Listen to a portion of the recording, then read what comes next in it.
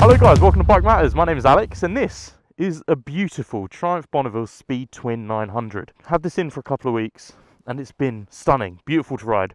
Really enjoyed having it. And I'm going to give you a quick walk around before I jump on the road and enjoy a blast. So if you just want to see some riding, then I suppose you better just fast forward a little bit. But this thing is £8,795 as standard. This one has a few accessory options on, which I've calculated to make it closer to 10,500 or thereabouts. Most of those being the quilted beautiful seat, which isn't very soft, but it looks nice.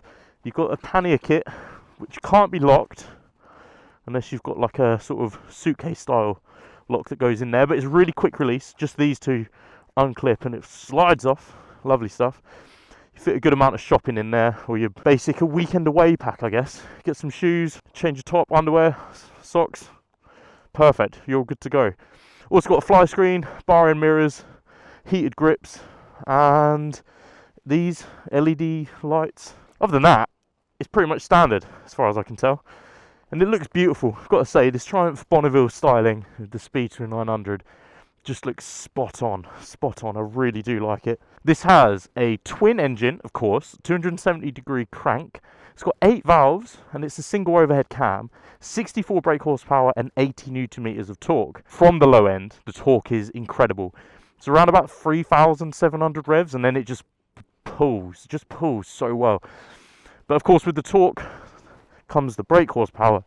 And the brake horsepower is around 64, which is good. It really just doesn't have any complaints on the road on this at all. But I think that would just about do it. I mean, it's a 12-litre tank. I'll get into that. I've got a pretty standard analog dash. And it doesn't really show too much on there. But other than that, it's a pretty lovely bike to ride. And I've been really enjoying it. How about we start it up as well before we get on the road. And then I can just start murmuring away to you.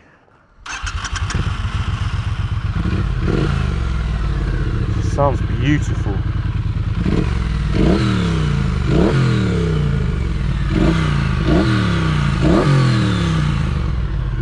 Maybe I'll just put it down for a sec, just so you can hear it purring away. Chain drive, 5 gears. Don't know why it's not got 6 gears to be honest with you. Pirelli hoops on there. Front tyre is 18 inches, rear is 17.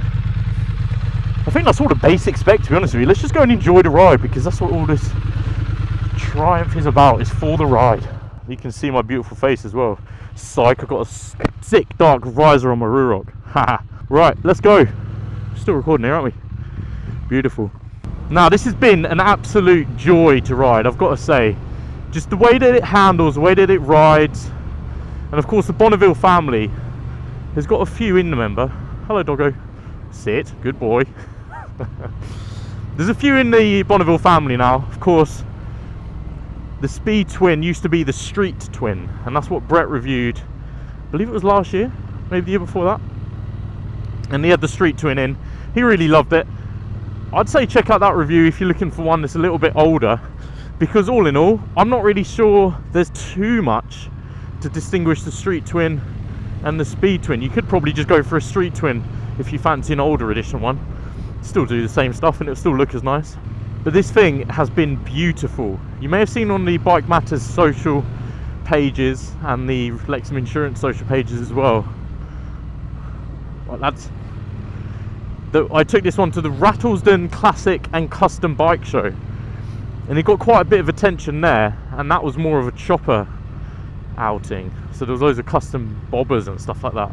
There was even a Triumph bobber, which may well be finding its way into Bike Matters hands in the near future, so subscribe for that one. But what I'll talk about first is the engine. The engine on this is absolutely bang on. Now, before I get too deep into it, I've always wondered why there's a 900 and a 1200cc, because surely that's not too much of a difference. I've always thought, why not have a 660 Speed Twin, but maybe make it a Speed Triple or something like that. I don't know. Family on bikes, family on bikes.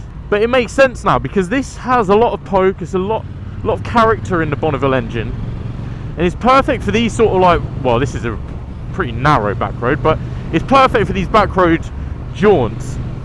That torque's delivered really low down, and even in third gear from the low end, it just keeps on pulling.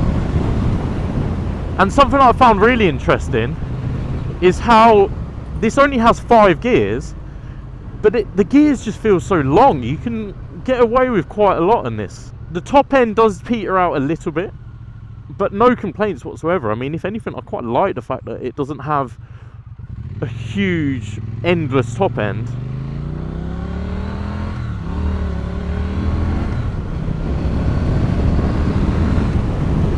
Because it just doesn't need it, really. For a bike that you use on the roads and is going to be fairly economical to run, and I'll get onto the economy shortly, you don't need to have something that can do 140 miles an hour, because at the end of the day it's a naked and it's a classic style bike. You don't want to have all of that top end. Okay, well, we'll just chill here then. Oh, brake, slow down. Christ, cannot go too quick on this straight. Maybe he sees it's a Bonneville and he wants me to go by. What's a her?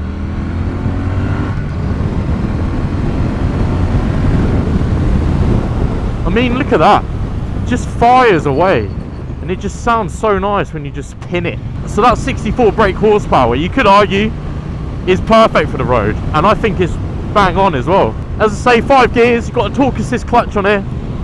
And the uneven firing order from that 270-degree crank just makes it a really lively, torquey motor to work with, and I really enjoy it. Now, the economy is a funny one, because it's got a 12-litre tank, and in terms of range per tank, you've got a range remaining on the display, and it will tell you around, oh, there's a car coming, it will tell you around 100 miles per fill up, which is interesting, because I wish it was more, to be honest with you. 100 miles is okay, you can probably push that, because it updates in real time when you go through the little bottom LCD dash menu. You go revs, you've got your odometer, trip 1, trip 2, miles per gallon. At the moment it's floating on, well, live, flick into 4th, and we'll fool it and tell it that it's going to be not used at all. It says 99.9. Flick down, ask a few more questions of the revs, and it will drop. So 40. The average that we've been getting has been around 60 miles per gallon, which isn't too bad realistically, but as I say, it's only a 12-litre tank, so you should be getting more than 100 miles per tank realistically. Now, as I continue enjoying this little run of road, which is a really nice bit of road actually, there's a lot of cars about, you see. The frame and the suspension work together marvellously well, and the overall ride feel of this bike is just superb. I've just loved it, absolutely loved it. It handles nicely. You do have to do a bit of counter steering, and the weight is around 216 kilograms wet, so it is a bit of a weighty boy, but it's not too bad. Like, you get used to it instantly, and it feels nice and firm on the road, but most of the suspension does the work to iron out these countryside bumps. So here there's quite a few bumps going on, but it doesn't really make a dog's dinner of it. It just gets on with it, really. There's no revs displayed. You've got a rain and a road mode. I've only really been riding in road, to be honest with you, but it's good to have a rain mode if it's absolutely pissing it down and you don't want all of that torque to the rear wheel. You don't need a sports mode, because road is basically the full uninhibited machine, so you don't need any more, to be honest with you.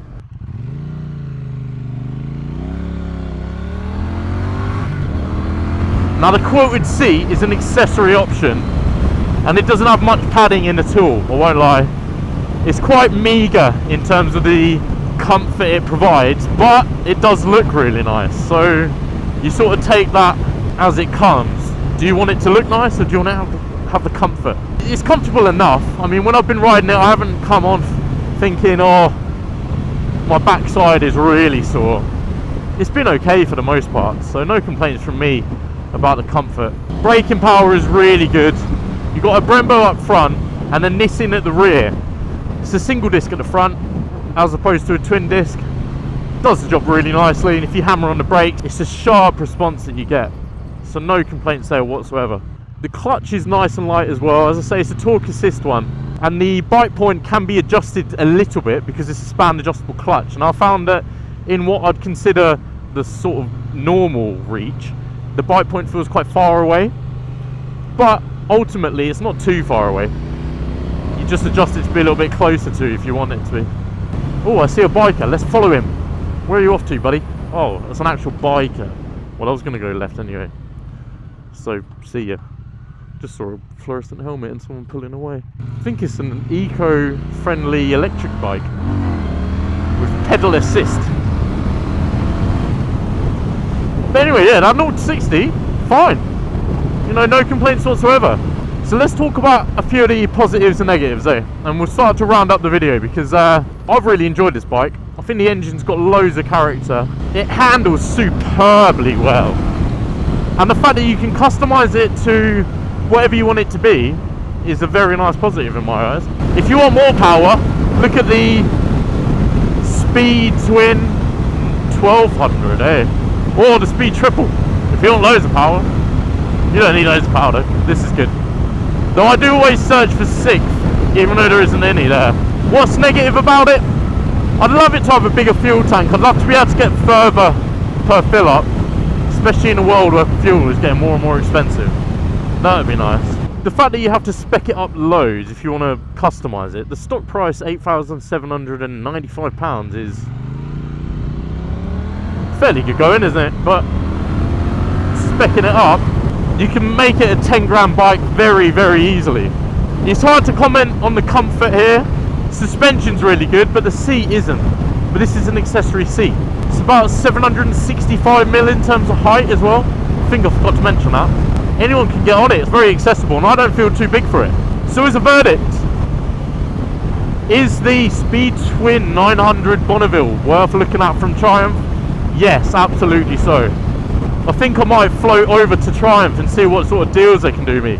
But I'll probably look at a Street Twin 900 because I'm not really sure there's much else going on here that the brand new Speed Twin has to offer above the Street Twin. So check out Brett's review to compare the two and see what he thought as well. But I've loved it. I've really enjoyed this. This has been a fantastic little loan. So comment down below what you think about this Speed Twin 900 if you like it. I think it could be the best of British, to be honest with you. I think Triumph have nailed this and I've really enjoyed riding it. Have a look at some of the other bikes we've had in. I mean, we had a Sportster S in not so long ago, and that video's out already. But yeah, thank you very much for watching. My name's Alex. Ciao. See you on the next one.